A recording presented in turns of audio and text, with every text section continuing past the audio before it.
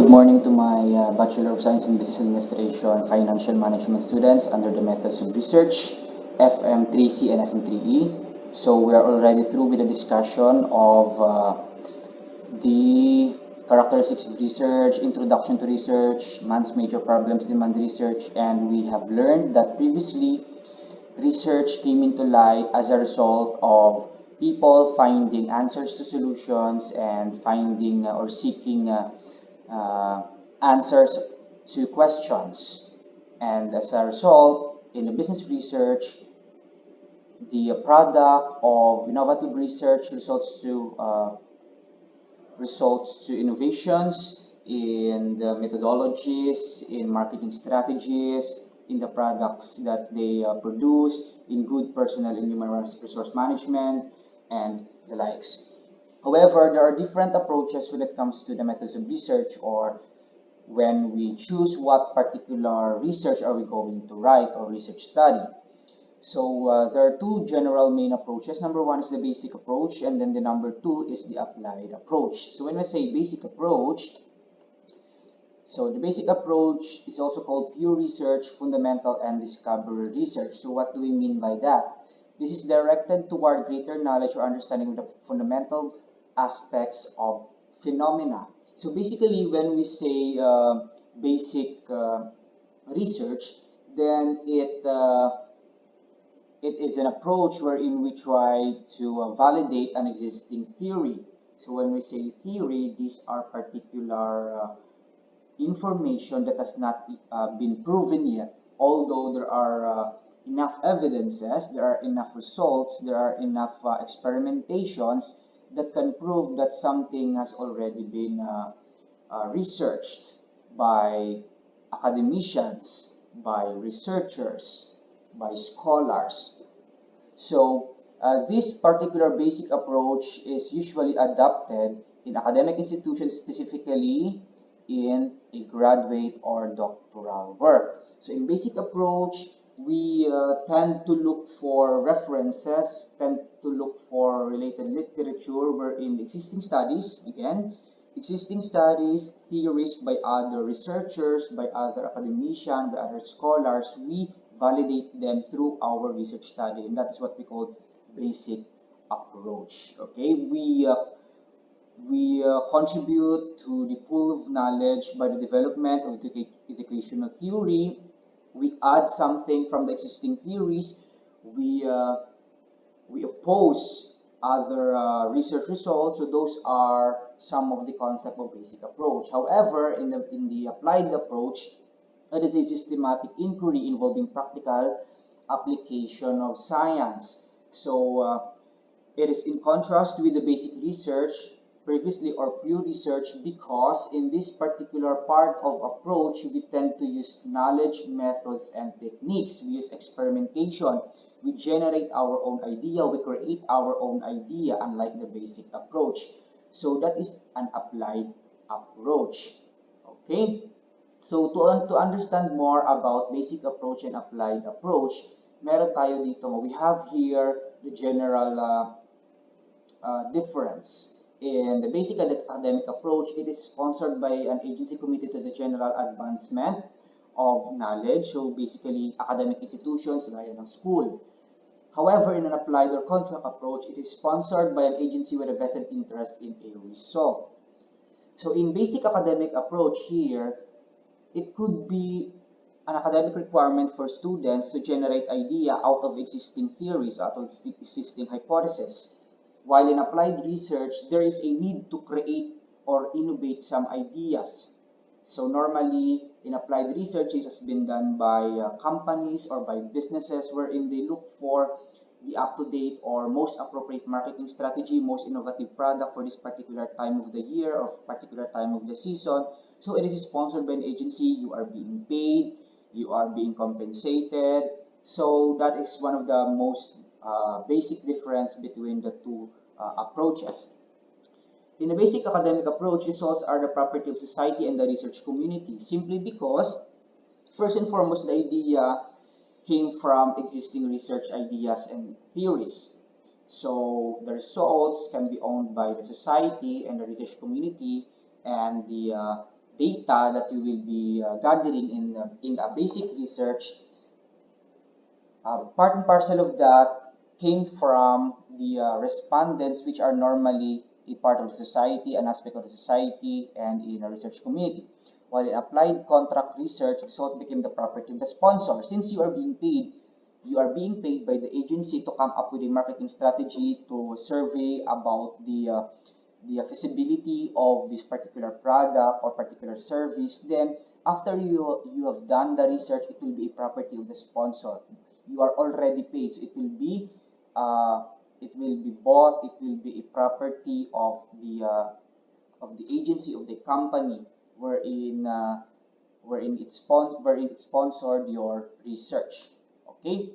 Example of basic academic research, one good example is when we try to look for, let's say for example, the pulse of the customer or consumer, their their business mindset, their um, what do you call this? The marketing strategy of a certain small and medium enterprise. So if it's for purely for academic purposes, then that will be part of the basic academic research, and the result will be available for the public. It will be uh, it will be for the consumption of the public. It will be divulged to the public.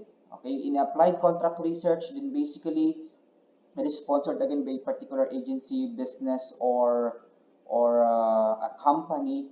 So one example is that when your company produces a product, new product, but you are not yet sure if it will be feasible, it will be patronized by the people, then you're going to conduct a research, an experimentation one. So you will have it tested by the people around and see if they're going to love the product, they're going to love the service, and the result of that particular research, then that will be a property of the business or the company. So that is the basic difference between the academic research and the contract or applied research. Also, studies rely on established reputation of the researcher and totally under control. So since you are not being paid, so you have control over the variables, the questions, the data, the respondents, the scope of your study. So that is a basic academic research. Next, on the other hand, in the pure or applied research, studies follow explicit terms of reference developed by the sponsor to serve the sponsor needs. Since you are being paid, since you are being compensated in an applied research, you will abide by the terms and conditions of your sponsors. So you are being isolated. So you are, what do you call this? You are restricted or limited to what your sponsor need, to what the sponsor requires you to do in a particular research. Okay. So there are many differences and similarities between the basic and academic research. You just have to scan your module. Some are self-explanatory. So if you have any question, of course, you can still ask me. Okay. Okay. So let us now proceed to the next topic, which is the different types of research. So I'm going to give you a general overview of what this is all about. I'm going to discuss this in our next discussion, okay? The two types of research is a qualitative and a quantitative. So this has already been discussed to you during your senior high school year. I'm going to just give you an overview again and a review. So basically, when we say qualitative research, then it is more on concepts and ideas wherein the data collection techniques will be came from interviews, observation, videotapes, and case studies.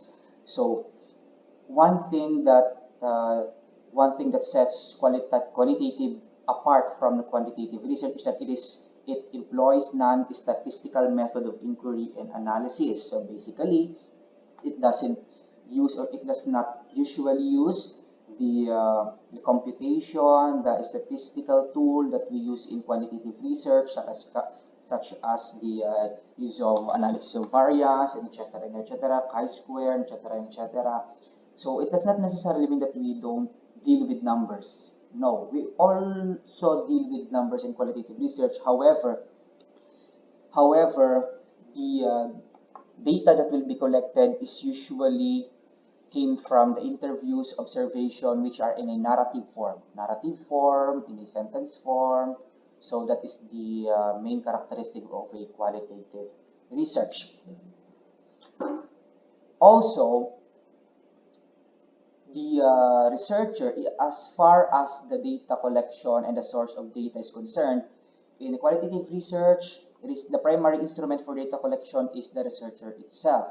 Okay, and it involves fieldwork. So, meaning to say, when we are conducting qualitative research, it might not be done. It might not be possible for a one-shot interview. It might be as a result of a weekly observation, weekly interviews, such as in case studies. In case studies, you're going to consume a lot of time because you're going to observe your respondents or the subject of your research.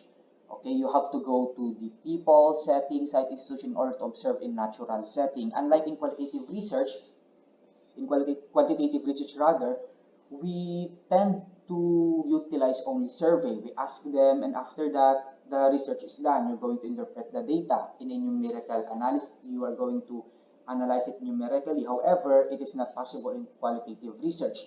You have to immerse yourself in the community. You have to immerse yourself in the society that you are observing in, so that you can gather a more valuable, a more valid data for your qualitative research. Okay, so I'm going to discuss this again in our next discussion. So you have to first understand the differences between the basic and academic research and applied or contract research. So in your module stated there or enumerated there are the particular differences. So you just have to study it and then understand it, and then when you can't explain something, you just have to ask me. Okay? So thank you so much for listening, and tune in for our next video recording for the methods of research.